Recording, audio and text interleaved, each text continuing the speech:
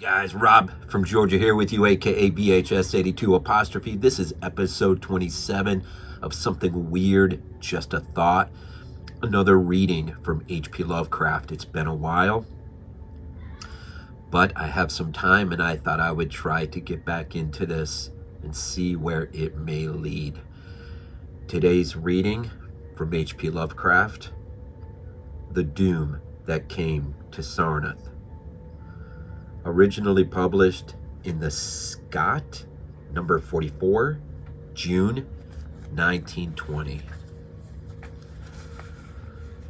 The Doom That Came to Sarnath.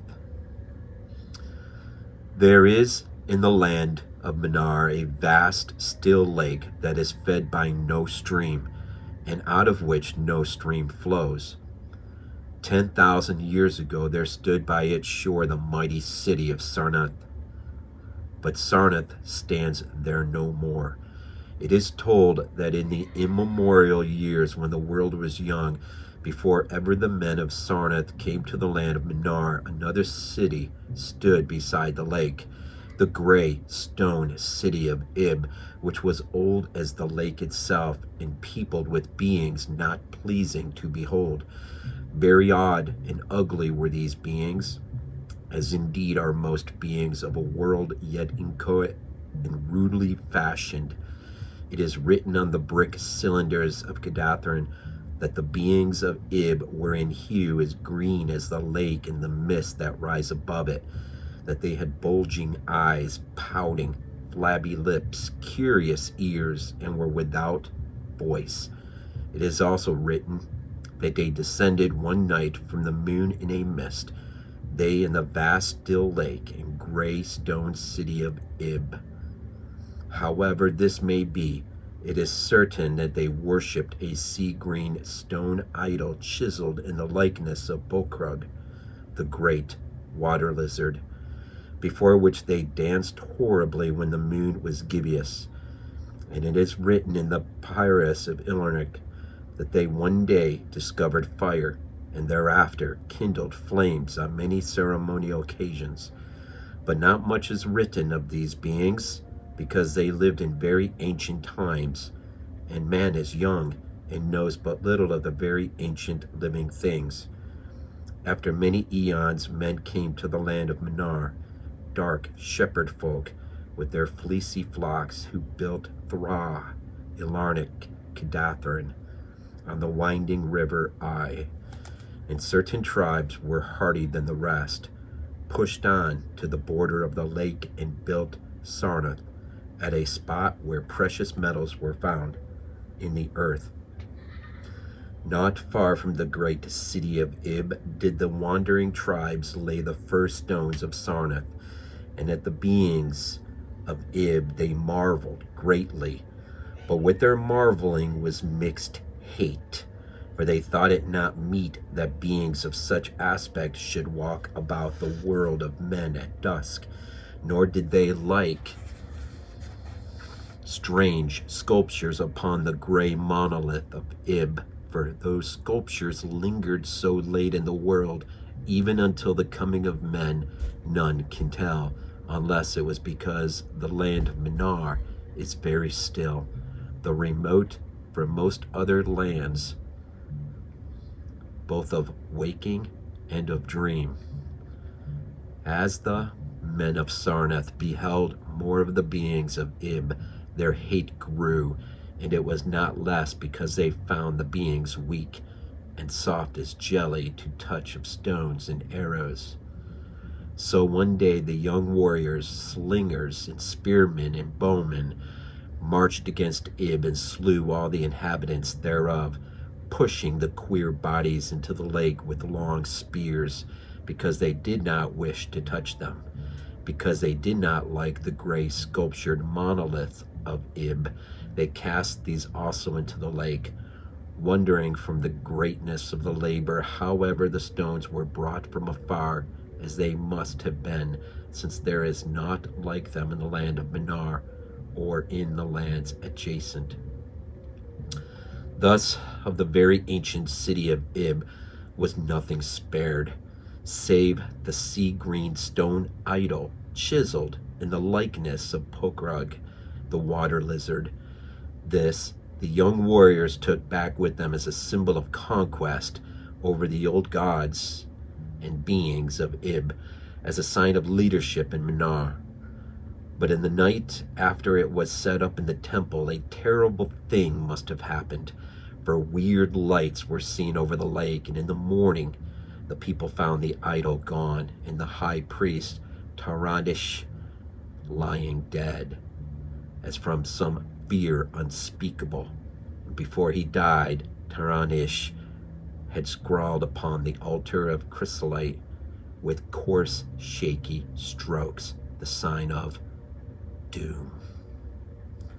After Taranish, there were many high priests in Sarnath, but never was the sea-green stone idol found, and many centuries came and went, wherein Sarnath prospered exceedingly, so that only priests and old women remembered what Taranish had scrawled upon the altar of chrysolite. Betwixt Sarnath and the city of Ilanark arose a caravan route, and precious metals from the earth were exchanged for other metals, and rare cloth, and jewels, and books, tools for artificers, and all things of luxury that are known to the people who dwell along the winding river, aye, and beyond. So Sarnath waxed mighty and learned and beautiful, sent forth conquering armies to subdue the neighboring cities, and in time there sate upon a throne in Sarnath the kings of all the land of Mnar and of many lands adjacent.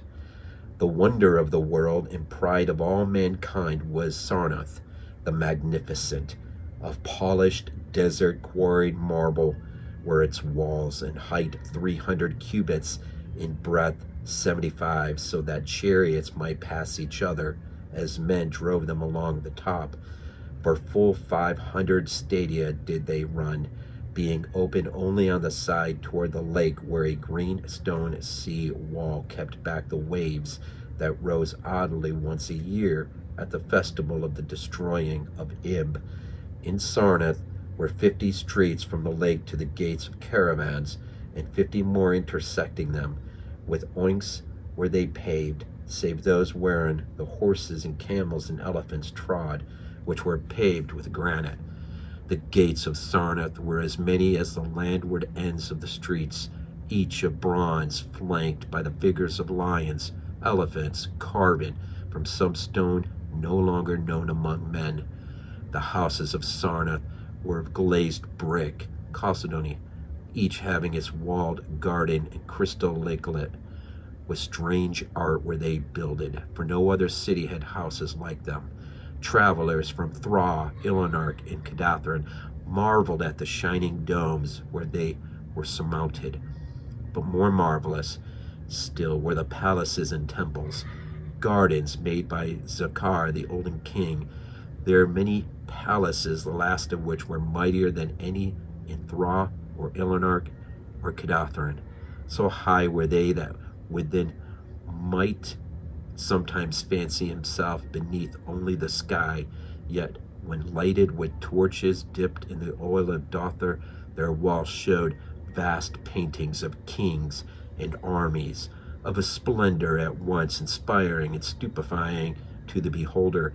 Many were the pillars of the palaces, all of tinted marble, carven into designs of surpassing beauty. And in most of the palaces the floors were mosaic of beryl, lapis lazuli, sardonyx, cubical, and other choice material, so disposed that the beholder might fancy himself walking over beds of the rarest flower. And there were likewise fountains which cast scented waters about in pleasing jets arranged with cunning art. Outshining all others was the palace of the kings of Mnar and the lands adjacent. On a pair of golden crouching lions rested the throne, many steps above the gleaming floor, and it was wrought of one piece of ivory, though no man lives who knows whence so vast a piece would have come. In that palace there were also many galleries, many amphitheaters where lions and men and elephants battled at the pleasure of the kings. Sometimes the amphitheaters were flooded with water conveyed from the lake in mighty aqueducts, and then were enacted stirring sea fights, combats betwixt swimmers and deadly marine things. Lofty and amazing were the 17 tower-like temples of Sarnath, fashioned of a bright multicolored stone not known elsewhere. A full 1,000 cubits high stood the greatest among them, wherein a high priest dwelt with a magnificence scarce less than that of the kings. On the ground were halls as vast and splendid as those of the palaces, were gathered throngs in worship of Zoklar, Tamash, and Laban, the chief gods of Sarnath, whose incense enveloped shrines were as the thrones of monarchs. Not like the icons of other gods were those Zoklar and Tamash and Laban, for so close to life were they that one might swear the graceful bearded gods themselves sate on the ivory thrones. And up unending steps of zircon was the tower chamber, wherefrom the high priest looked out over the city and the plains and the lake by day, and at the cryptic moon and significant stars and planets and their reflections in the lake at night. Here was done the very secret and ancient rite in detestation of Bukrug, the water lizard, and here rested the altar of chrysolite, for which bore the doom scrawl of Tarnish.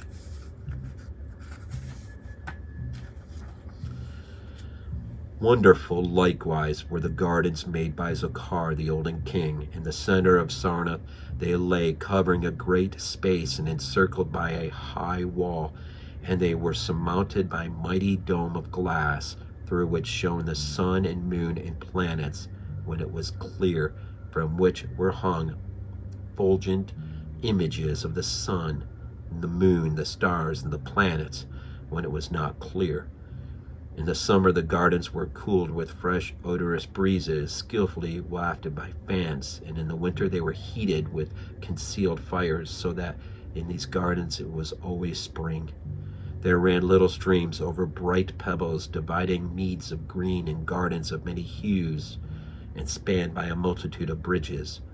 Many were the waterfalls in their courses, and many were the lilied lakelets in which they expanded.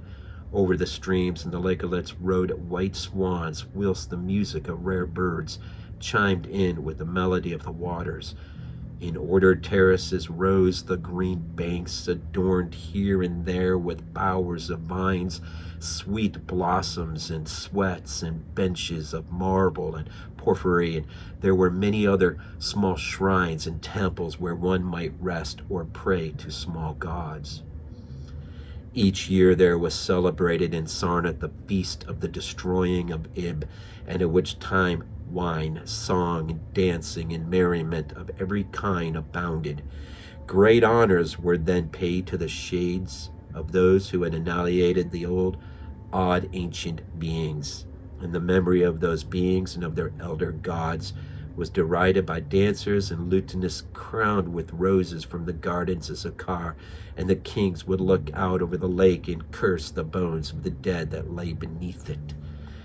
At first, the high priest liked not these festivals, for there had descended amongst them queer tales of how the sea-green icon had vanished, how Taran Ish had died from fear and left a warning, and they said that from their high tower they sometimes saw lights beneath the waters of the lake. But as many years passed without calamity, even the priest laughed and cursed and joined in the orgies of the feasters. Indeed, had they not themselves in their high tower often performed the very ancient and secret rite in detestation of Bukrug, the water lizard.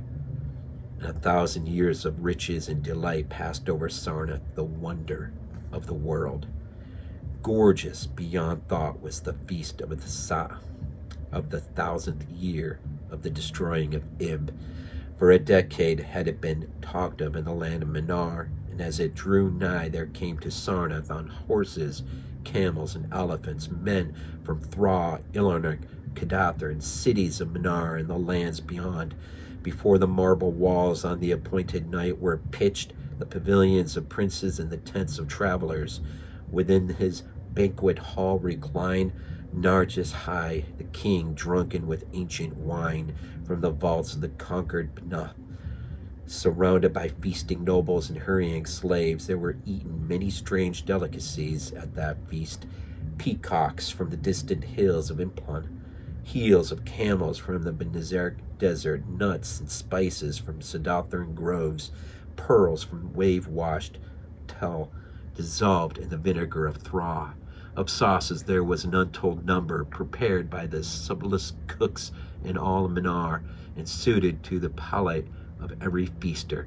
But most prized of all, the viands were the great fishes from the lake, each of vast size, served upon golden platters set with rubies and diamonds. Whilst the king and his nobles feasted within the palace and viewed the crowning dish as it awaited them on a golden platter, others feasted elsewhere. In the tower of the great temple the priests held revels, and in pavilions without walls the princes of neighboring lands made merry. And it was the high priest Nai-Ka who first saw the shadows that descended from the gibbous moon into the lake, and the damnable green mist that arose from the lake to meet the moon, to shroud in a sinister haze the towers and the domes of fated Sarnath. Thereafter those in the towers and without walls beheld strange lights in the water, and saw that the gray rock of Curran, which was wont to rear high above it near the shore, was almost submerged. Fear grew vaguely, yet swiftly, so that the princes of Alarnic and of Far Rakal took down and folded their tents and pavilions and departed, though they scarce knew the reason for their departing. Then, close to the hour of midnight, all the bronze gates of Sarnath burst open, emptied forth a frenzied throng that blackened the plains, so that all the visiting princes and travelers fled away in fright.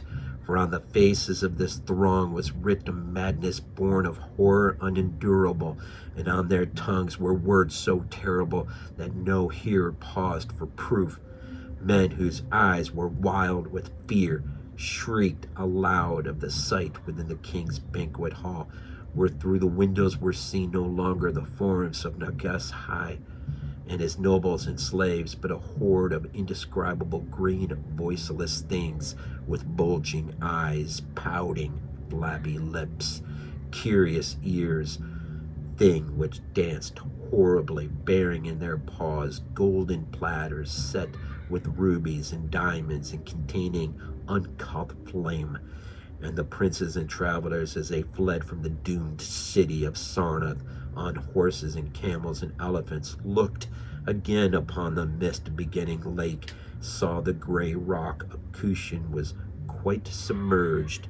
Through all the land of Minar and the land adjacent spread the tales of those who had fled from Sarnath, and caravans sought that accursed city and its precious metals no more. It was long ere any travelers went thither, and even then only the brave and adventurous young men of yellow hair and blue eyes, who are no akin to the men of Minar.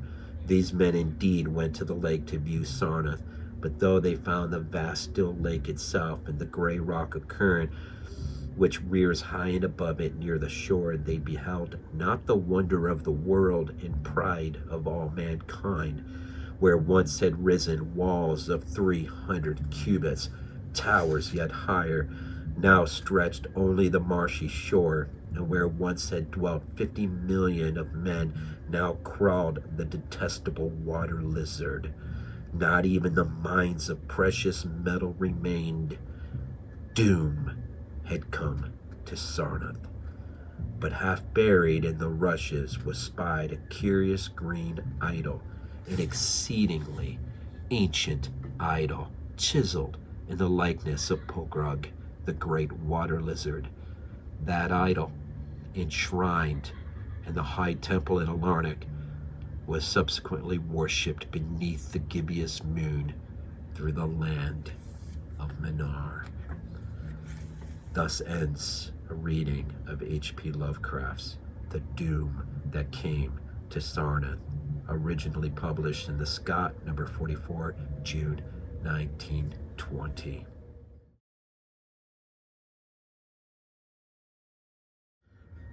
The Nightmare Lake by H.P. Lovecraft. There is a lake in distant Zan, beyond the wonted haunts of men, where broods alone in hideous state a spirit dead and desolate, a spirit ancient and unholy, heavy with fearsome melancholy, which from the waters dull and dense draws vapors cursed with pestilence. Around the banks a mire of clay sprawl things offensive in decay. Curious birds that reach that shore are seen by mortals nevermore. Here shines by day the searing sun on glassy wastes beheld by none. Here by night pale moonbeams flow into the deeps that yawn below. In nightmares only is it told what scenes beneath those beams unfold. What scenes too old for human sight lie sunken there in endless night. For in those depths there only pace the shadows of a voiceless race. One midnight, redolent of ill, I saw that lake asleep and still, while in the lurid sky there rode a gibbous moon that glowed and glowed. I saw the stretching marshy shore, and the foul things those marshes bore. Lizards and snakes convulsed and dying, ravens and vampires putrefying. All these, and hovering over the dead, necrophagi that on them fed. And as the dreadful moon climbed high, frightening the stars from out of the sky, I saw the lake's dull water glow, till sunken things appeared below. There shone unnumbered fathoms down towers of a forgotten town, the tarnished domes and mossy walls, weed-tangled spires and empty halls, deserted fanes and vaults of dread, streets of gold and coveted. These I beheld and saw beside a horde of shapeless shadows glide, a noxious horde which to my glance seemed moving in a hideous dance, round slimy sepulchres that lay beside a never-traveled way, straight from those tombs a heaving rose that vexed the water's dull repose, while lethal shades of upper space howled at the moon's sardonic face, then sank the lake within its bed, sucked down to caverns of the dead, till from the reeking, new-stripped earth curled fetid fumes of noisome birth. About the city nigh uncovered the monstrous dancing shadows hovered, when lo, there oped the sudden stir the portal of each sepulchre. No ear may learn, no tongue may tell what nameless horror then befell. I see that lake, that moon a grin, that city and the things within. Waking, I pray that on that shore the nightmare lake may sink no more. The Nightmare Lake by H.P. Lovecraft. This is not a dream. Not a dream. We might be useful to you.